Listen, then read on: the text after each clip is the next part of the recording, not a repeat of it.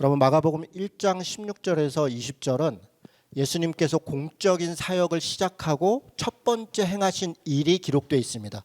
그게 1장 16절부터 그러니까 1장 15절까지가 일종의 서론이고 예수님께서 하나님의 아들이고 하나님의 나라를 선포하러 오셨다. 그리고 복음을 선포하러 왔다. 그러니 회개하고 예수님을 믿어라. 그렇게 이야기하는 게 1장 1절에서 15절까지 그걸 위해서 예수님이 세례 받으시고 이렇게 준비 과정이거든요. 그리고 16절부터 본격적으로 공적 사역을 딱 시작하는데 첫 번째 한 일이 뭐냐? 첫 번째 한 일이 제자를 부르신 겁니다.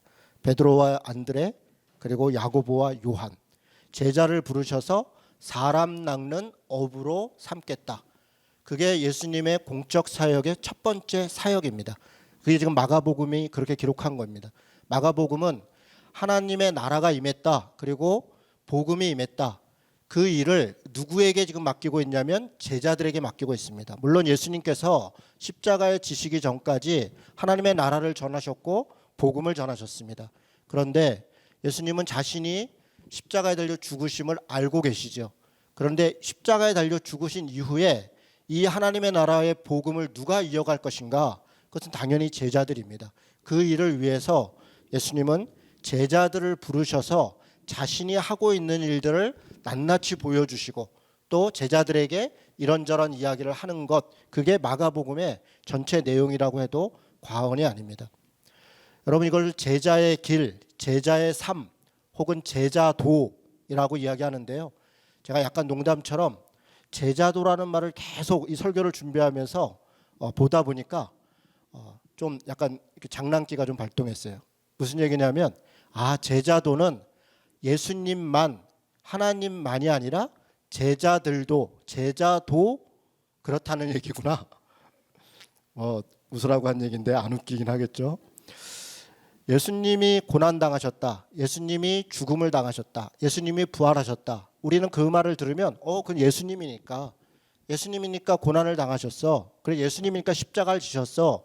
예수님이니까 부활하셨어. 그런데 예수님은 지금 제자들도 그 고난을 당할 것이고 그 십자가를 질 것이고 그리고 제자들도 부활할 것이다. 사실 그렇게 말씀하고 있는 것입니다. 예수님이 귀신을 쫓아냈고 병든 자를 고쳤습니다. 가난한 자들을 도왔습니다. 우리가 볼 때는 굉장히 좋은 일입니다. 고통받고 있고 고난당하고 있는 사람들을 예수님은 누구보다 먼저 가셔서 그들을 도왔습니다. 그러면 많은 사람들이 박수를 치고 존경을 하고 많은 사람들이 예수님을 따를 것 같은데 그런데 뜻밖의 그 결과는 고난과 죽음이었다는 겁니다. 예수님께서 병든 자를 고치고 귀신을 쫓아낼 때마다 사람들은 그걸 바라보면서 오히려 시기하고 질투하고 혹은 자신들의 권위와 권력이 빼앗길까 두려워하고 자신들이 가지고 있는 자기가 생각하고 있는 신학적 지식, 자기가 생각하고 있는 하나님의 축복 이런 것들이 바뀔까 두려워했습니다. 누가 그랬습니까? 당시에 돈이 있고 힘이 있고 권력이 있는 것 그것이 곧 하나님의 축복이다. 하나님이 주신 복이다라고 믿었던 사람들은 예수님께서 가난한 사람들을 보면서 가난한 자들에게 복이 있다. 그리고 가난한 자들에게 하나님이 임하실 것이다 라고 이야기할 때 자신들은 그러면 무엇이 되는 것인가? 자신들이 가지고 있는 것은 달라지는 것인가? 그것을 두려워했습니다.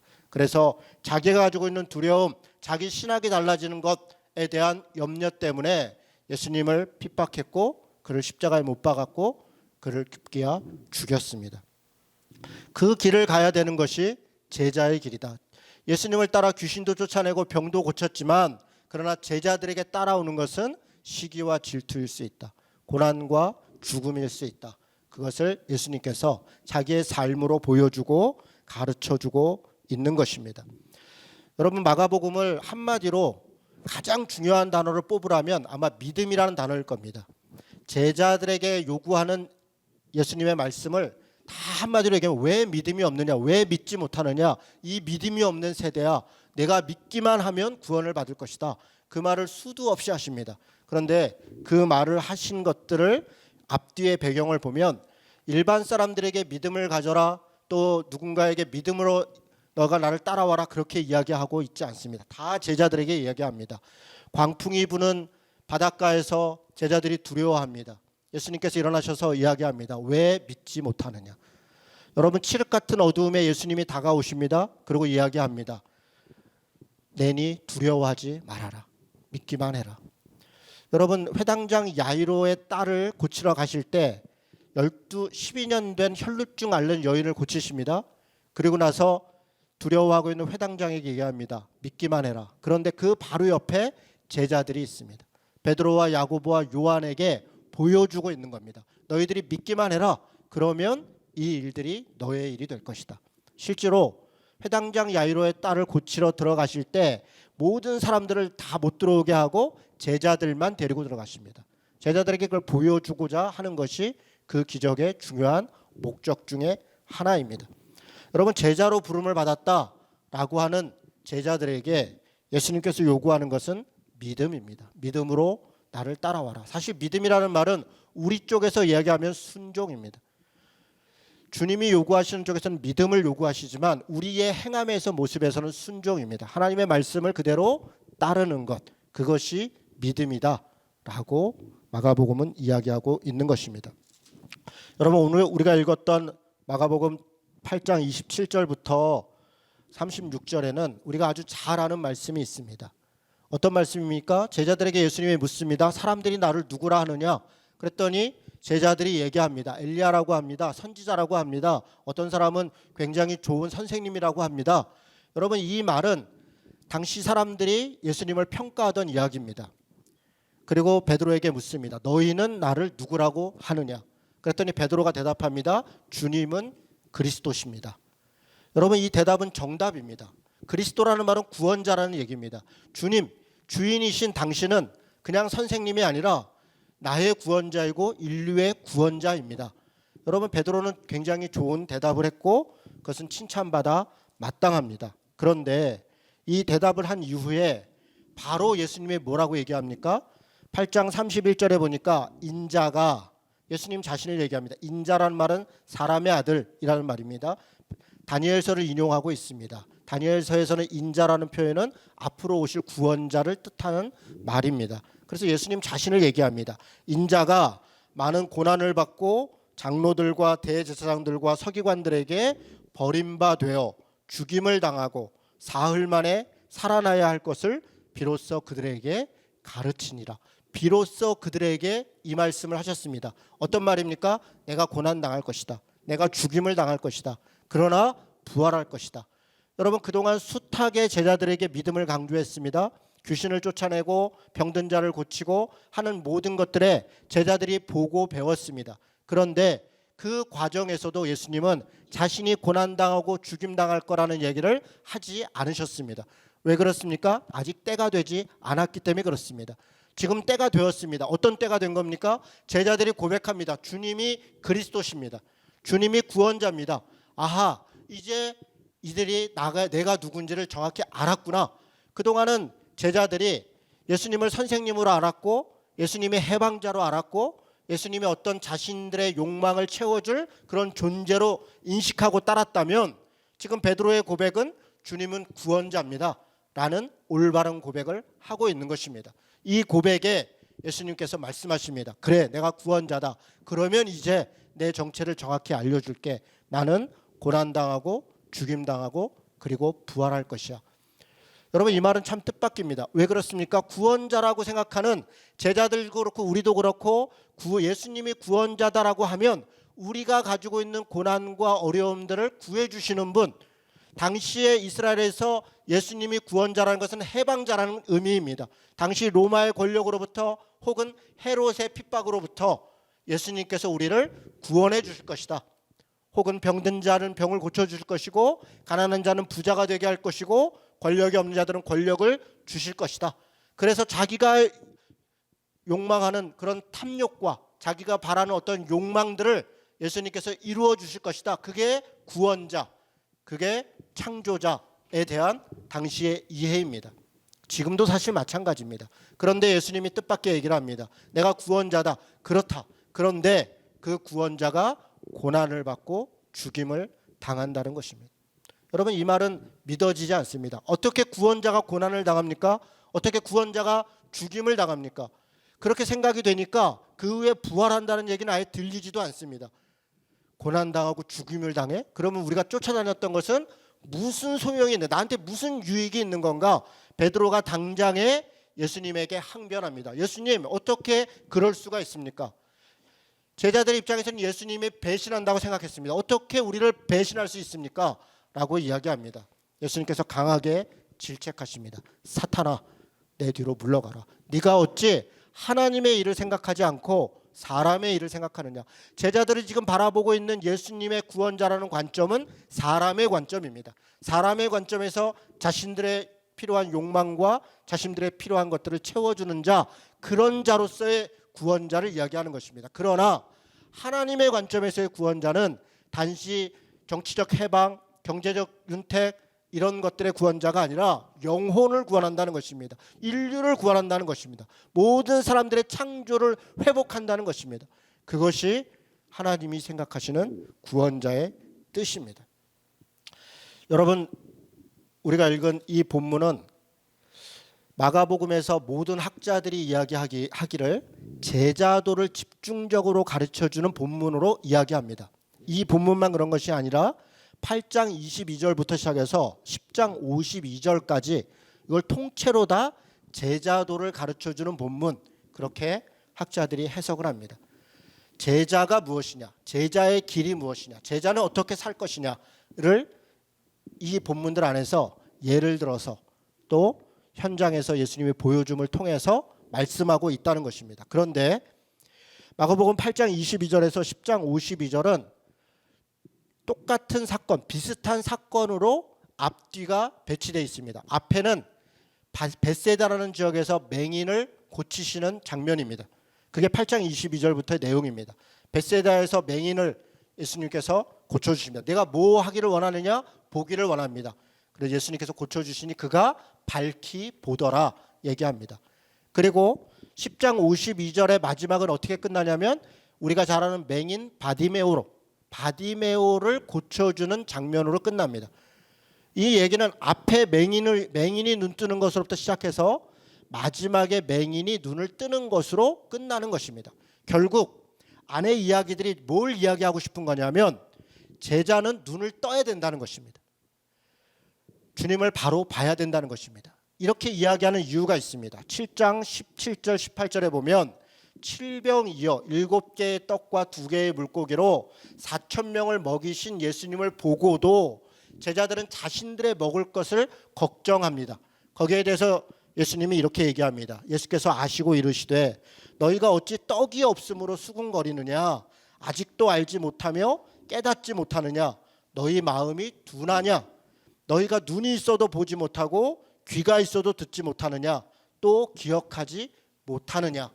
지금 제자들을 질책하십니다. 뭘 질책합니까? 왜 깨닫지 못하느냐, 왜 믿지 못하느냐. 너희들이 보고 있지만 제대로 보지 않고 듣지만 제대로 듣지 않는다는 것입니다. 다시 얘기해서 너희들이 귀머거리고 맹인이라는 것입니다. 여러분, 맹인, 귀머거리 이렇게 얘기할 때 요즘에는 이게 차별적 언어이죠. 그래서 제가 설교를 준비하다가 맹인 이렇게 치니까 한글이 자동으로 시각장애인 이렇게 바꿔주더라고요. 여러분, 시각장애인이라는 말이 맞습니다. 그러나 이 시대 2000년 전에는 그런 말이 없으니까 맹인이라는 말, 귀머거리라는 말, 이런 말이 혹시 목사님이 왜 저렇게 차별적 언어를 쓰나, 그런 의미가 아니죠. 우리가 맹인이라는 겁니다. 보지만 제대로 보지 못한다. 듣지만 제대로 듣지 않는다. 뭘 본다는 겁니까? 교회를 나누고 신앙생활을 해도 내가 보고 싶은 것만 보는 겁니다. 내가 듣고 싶은 것만 듣는 겁니다. 그것은 뭡니까? 내 탐욕과 욕망을 채워주는 것입니다. 아무리 설교를 듣고 아무리 성경을 읽고 아무리 금식 기도를 하고 하나님 앞에 나간다 할지라도 하나님의 뜻을 하나님의 말씀대로 깨닫지 않고 내 욕망을 따라서 마치 베드로처럼 주님 그러시면 안 됩니다. 구원자가 어떻게 고난을 당합니까? 구원자가 어떻게 죽임을 당합니까? 라고 한다면 그는 제대로 보거나 제대로 듣지 못하는 것입니다. 그래서 마가복음의 이 제자도를 얘기하는 8장 22절에서 10장 52절은 제자도를 이야기하면서 제자도의 핵심이 무엇이냐? 그것은 바로 보는 것이다. 바로 듣는 것이다. 우리의 소경된 눈을 뜨는 것이고 우리의 막혀있는 귀를 여는 것이다. 무엇이 제자도인가를 설명하고 있는 것입니다. 무엇이 바로 보고 무엇이 바로 듣는 것인가? 여러분 아까 우리가 8장 31절에서 예수님께서 자신이 고난당하고 죽임을 당하고 부활할 거라는 이야기를 했다고 말씀드렸습니다. 그런데 이 말씀을 제자도를 가르치고 있는 8장 22절에서 10장 52절 사이에 3번 이야기하십니다. 첫 번만 얘기하는 게 아니라 그동안 한 번도 얘기하지 않았고 이후에도 다시 이야기하지 않으십니다. 그런데 제자가 무엇인가를 가르칠 때 그때 3번 반복해서 이야기합니다. 8장 31절에 이야기하고요. 9장 31절을 보겠습니다. 거기도 똑같이 얘기합니다. 이는 제자들을 가르치시며 또 인자가 사람들의 손에 넘겨져 죽임을 당하고 죽인 지 사흘 만에 살아나리라 하는 것을 말씀하셨기 때문이다. 똑같이 얘기하고 있죠. 그리고 10장 32절을 보겠습니다. 여기도 똑같이 얘기합니다. 예루살렘으로 드디어 들어가십니다. 제자들이 두려워합니다. 놀랍니다. 어떻게 예수님이 예루살렘으로 거침없이 들어가는가? 그것이 고난과 죽음의 길인데 어찌 들어가는가? 제자들이 두려워하고 놀랍니다. 거기에 대해서 10장 33절에 예수님이 얘기합니다. 보라, 우리가 예루살렘으로 올라가노니 인자가 대제사장과 서기관들에게 넘겨지며 그들이 죽이기로 결의하고 이방인들에게 넘겨주겠고 그들은 능욕하며 침뱉으며 채찍질하고 죽일 것이나 그는 3일 만에 살아날 것이다. 여러분 지금 예수님은 3번이나 제자들에게 이야기합니다. 내가 고난받을 것이다. 죽임을 당할 것이다. 그리고 3일 만에 살아날 것이다. 부활할 것이다. 이야기합니다. 그렇다면 이 본문이 제자도를 가르쳐주는 것이고 이렇게 3번이나 이야기하고 있다면 제자도의 핵심이 뭐라는 겁니까? 고난과 죽음과 부활이라는 것입니다. 고난과 십자가와 부활, 그것이 제자가 가야 될 길이다. 제자의 삶이다. 제자가 전해야 될 복음이다 라고 이야기하고 있는 것입니다. 여러분 그래서 우리가 읽었던 오늘 본문에 예수님께서 베드로에 대해서 사탄아 내 뒤로 물러가라 라고 이야기하신 이후에 곧바로 말씀하시는 게 뭡니까? 나를 따라오려거든 자기 십자가를 지고 나를 따라와야 되느니라.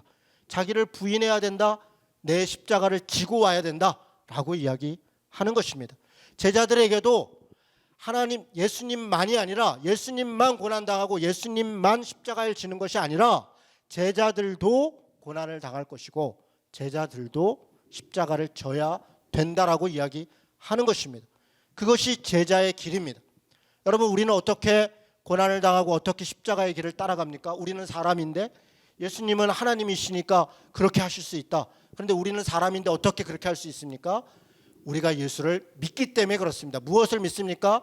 고난과 죽음만이 아니라 주님이 3일 만에 부활하신 것처럼 우리도 부활할 거라는 것입니다. 우리의 삶이 이것으로 끝나는 것이 아니라는 것입니다. 우리에게 영원한 하나님 나라가 있고 그리고 우리에게 하나님께서 우리의 삶에 영원히 함께 하심이 있다는 것입니다. 그 믿음으로 우리는 우리에게 닥쳐져 있는 고난이나 십자가를 주님을 따르는 제자의 길로 제자됨으로 따라갈 수 있다는 것입니다. 그래서 마가복음은 이 십자가에 대해서 이야기한 이후에 곧바로 변화산 얘기를 합니다. 마가복음 9장 2절부터 13절은 예수님께서 변화산에서 어떤 산에서 변화되어서 모세와 엘리야와 함께 있습니다. 제자들이 그걸 바라봅니다. 왜 이야기가 이 사이에 끼어 있습니까? 제자들에게 이야기하는 것입니다. 믿기만 해라. 너희들도 이렇게 변화될 것이다. 변화되어야 예수를 따를 수 있을 것이다. 사실은 그렇게 이야기하는 것입니다. 내 욕망과 내 성정과 내 고집과 내 방식을 그대로 고집해서 주님을 따를 수 없습니다. 고난을 감당할 수 없습니다. 십자가를 질 수 없습니다. 그래서 제자의 길은 변화의 길이다 얘기하고 있는 것입니다. 그런데 여러분 안타까운 것은 아까 우리가 읽었던 9장 31절이라든가 10장 33절부터 예수님께서 고난과 자신의 죽음과 부활을 얘기하는데 제자들은 무엇을 하고 있습니까? 여러분 9장 31절을 한번 보겠습니다. 다시 한번 봅니다. 9장 31절에 보니까 그 이후로 예수님께서 고난과 죽음과 십자가를 이야기했는데 그 다음에 제자들은 뭘 하고 있냐면 33절부터 보니까 길에서 그들이 다투고 있습니다. 예수님이 너희들 왜 다투고 있냐 물었더니 35절에 12제자를 불러 이래 누구든지 첫째가 34절에 그들이 34절이요. 9장 34절 보니까 그들이 길에서 서로 누가 크냐 하고 쟁론하였더라. 여러분 이게 얼마나 정말 미치고 환장할 노릇입니까? 예수님께서는 자신이 고난을 당할 거다, 죽음을 당할 거다, 그리고 십자가를 질 거다라고 얘기를 했는데 첫 번째 그 말을 할 때는 베드로가 나서서 그러면 안 됩니다 라고 얘기했습니다. 예수님께서 베드로에 대해서 사탄아 내 뒤로 물러가라 라고 이야기했습니다. 여러분 우리 그 말씀을 볼 때 아니 뭘 그 정도 얘기 가지고 사탄이라 그러나 예수님이 잘 모르면 가르쳐 주시면 되지. 여러분 그런데 베드로가 잘 몰라서 그거를 항변한 게 아니라 그 이후에 두 번 말씀하실 때 똑같이 9장에도 마찬가지고 10장도 마찬가지입니다. 고난과 죽음과 부활을 얘기할 때 그 다음에 제자들은 뭘 하냐면 누가 크냐, 하나님의 나라에 임할 때 누가 좌편과 우편에 있을 것이냐를 논쟁하고 토론합니다. 자기네끼리 다툽니다. 이게 지금 제자들이 예수님을 따르고 있는 진짜 목적이라는 것입니다. 그래서 예수님께서 왜 사람의 일로 하나님의 일을 가리느냐 책망하고 있는 것입니다. 베드로가 항변한 것은 단지 잘 몰라서 예수님 그러면 안 되지 않습니까? 라고 이야기한 것이 아니라 자기의 욕망이, 자기의 목적이, 자기가 예수님을 따르고 있는 그 목적이 사라지는 것, 예수님의 고난을 당하고 십자가의 죽음으로 말미암아 자기는 다 버리고 왔는데 나도 뭔가 보상받아야 되지 않습니까? 나도 뭔가 대가가 있어야 하지 않습니까? 라고 요구하는 것을, 그것에 욕망이 있다는 것입니다. 심지어는 그 요구를 이루기 위해서 제자들끼리 다툽니다. 네가 더 수고했다, 내가 더 고생했다 이래가면서 상급이 누가 더 많은가를 놓고서 다투고 있다는 것입니다. 이게 우리들이 예수님을 따르고 있는 진짜 모습입니다. 우리는 제자라고 합니다. 주님이 우리를 부르셨습니다. 그래서 우리는 주님 앞에 나와서 예배합니다. 그리고 우리는 신자라고 합니다. 그런데 우리가 주님을 따르는 것이 주님이 어떻게 가셨는가, 주님이 우리에게 무엇을 요구하는가를 바라보면서 예수님처럼 나도 살기 위해 그를 따르는 것이 아니라 예수님이 내 욕망을 위해서 나에게 무엇을 해줄 것인가, 내 욕망을 위해 예수님을 어떻게 이용할 것인가. 그래서 우리는 심지어는 영생까지도, 그래서 여러분 중간에 보면 10장 17절에 31절에 보면 재물 많은 청년 이야기가 나오는 것입니다. 여러분 재물도 많습니다. 지위도 높습니다. 젊습니다. 이렇게 똑똑한 친구가 예수님을 찾아옵니다. 그리고 이야기합니다. 예수님, 내가 어떻게 해야 영생을 얻습니까? 영생조차도 영생을 얻기 위해 예수님을 찾아옵니다. 예수님이 말씀하십니다. 하나님의 말씀을 따라라. 내가 하나님 말씀 다 따랐습니다. 율법 다 지켰습니다. 이야기합니다. 그래? 그렇다면 네가 가지고 있는 것을 다 나누어서 가난한 자들에게 주어라. 그랬더니 그 청년이 근심하며 돌아갔더라. 여러분 무엇을 얘기하고 싶은 것입니까? 돈도 있고 힘도 있고 오히려 그것이 영생을 얻는 것, 자기가 있는 이 땅의 모든 축복의 영생까지도 얻으려고 주님을 이용하려고 하는 자의 모습입니다. 사실 이 모습이 우리의 모습이라는 것입니다. 예수님께서 고난을 당하고 죽임을 당하고 그 길로 너도 같이 가자라고 얘기할 때 우리는 근심합니다. 아니요, 그것은 주님만. 제자도를 얘기하지만 제자들은 빼고요.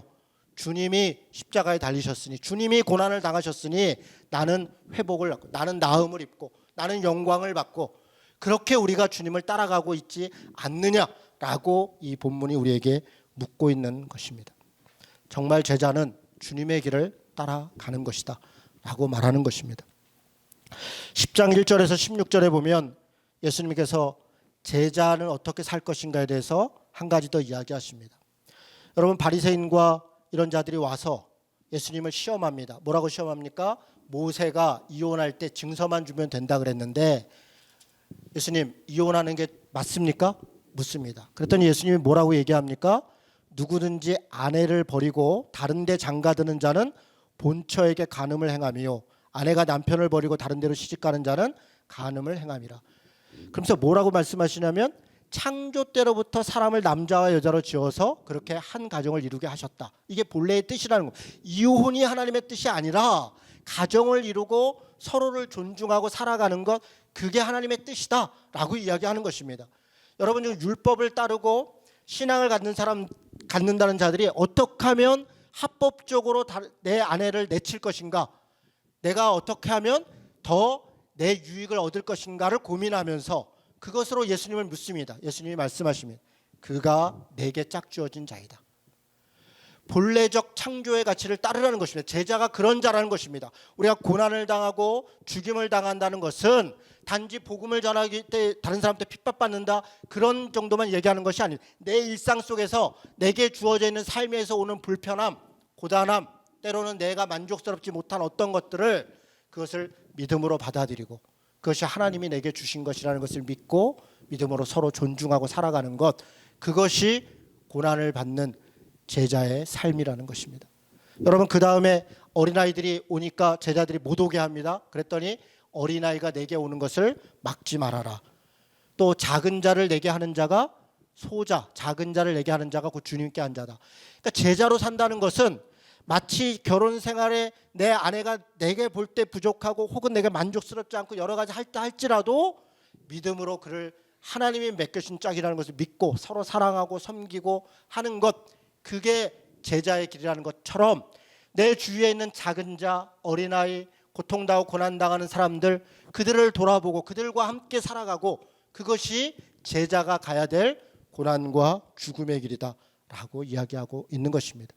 우리는 십자가를 이야기하고 예수님께서 예루살렘에 가셔서 십자가를 죽으시고 한 것을 보니까 우리도 어디 선교지에 가서 십자가를 져야 되나 보다, 죽음을 당해야 되나. 물론 어떤 사람은 특별하게 하나님이 부르셔서 그런 선교적 사명과 복음의 사명을 가지고 누군가는 십자가에 지는 그런 고난을 당할 수 있겠습니다. 그러나 우리 대다수의 사람들에게 요구하는 십자가는 결국 삶의 자리에서 내 욕망과 내 목적을 따라 사는 것이 아니라 주위에 있는 어려운 사람들과 함께 하나님의 형상인 그 사람들, 특별히 가족들 돌보고 사랑하면서 그렇게 살아가는 것이 하나님의 길을 따라가는 제자의 길이다라고 말씀하고 있는 것입니다. 오늘 말씀의 결론을 내리겠습니다. 지금 제자도에 대해서 이야기하고 있습니다. 여러분, 제자가 누구인가? 예수님은 지금 자신들의 해방, 자신들의 어떤 탐욕에 채워짐, 예수를 따름을 통해서 어떤 권력을 갖는 것, 이런 거에 관심 있는 제자들에게 자신이 고난당하고 죽임당하고 그리고 부활하실 것처럼 너희들도 그 고난과 죽음과 부활의 길로 따라와라.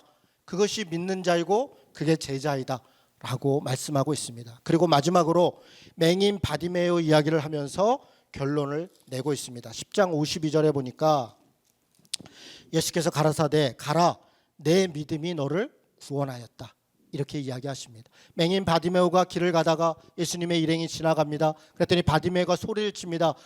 예수님, 나 좀 도와주세요. 나 좀 구해주세요 라고 크게 소리 지릅니다. 그랬더니 제자들이 소리 지르지 말라고 막습니다. 여러분, 제자들은 왜 어린아이도 막고 맹인도 막고 예수님 근처에 오는 사람들 이렇게 막을까요?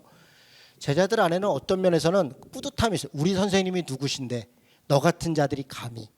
여러분, 그렇게 그건 선생님을 위하는 게 아닙니다. 그런 위대한 선생님을 따르는 내가 누군데, 이런 자기 교만이 있는 겁니다. 제자들은 예수님 근처에 오는 가난한 사람들, 병든 사람들, 어린아이들 할 수 있으면 자꾸 막습니다. 왜 막습니까? 주님을 위해서요? 아니요, 자기 자신을 위해서. 우리 주님이, 내가 따르는 분이 이런 훌륭한 분이야. 그런데 니들이 감히, 그러니 나도 이렇게 훌륭한 사람이야 라는 것을 보여주려고 하는 자기 욕망뿐입니다. 그것은 전혀 예수님이 누군지를 모르는, 그거는 황제에게나 하는 것입니다. 황제의 부하들이 황제 근처에 오는 사람들 막지요. 그리고 내가 황제의 내가 누군데 이걸 자랑하지요. 예수님을 좀 그렇게 따르는 것입니다. 그런데 예수님은 그런 황제가 아닙니다.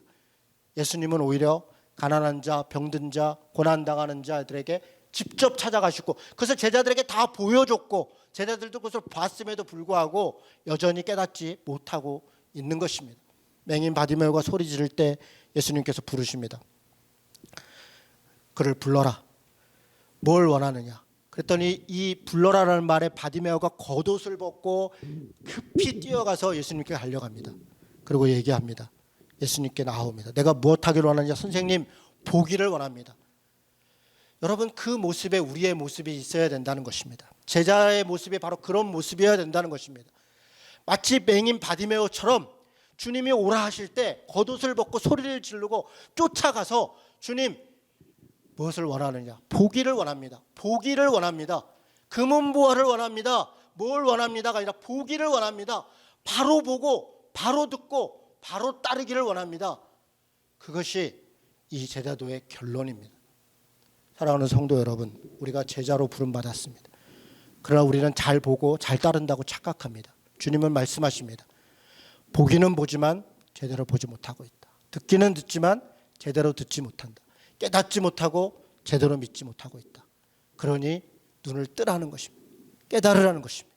주님을 따르라는 것입니다. 고난과 십자가의 길을 가고, 그래서 우리가 부활의 영광을 바라보고 그렇게 그 길을 가자라고 주님이 말씀하십니다. 올해 이번 한 주간도 믿음으로 제자된 길을 가시기를 주님의 이름으로 축복합니다.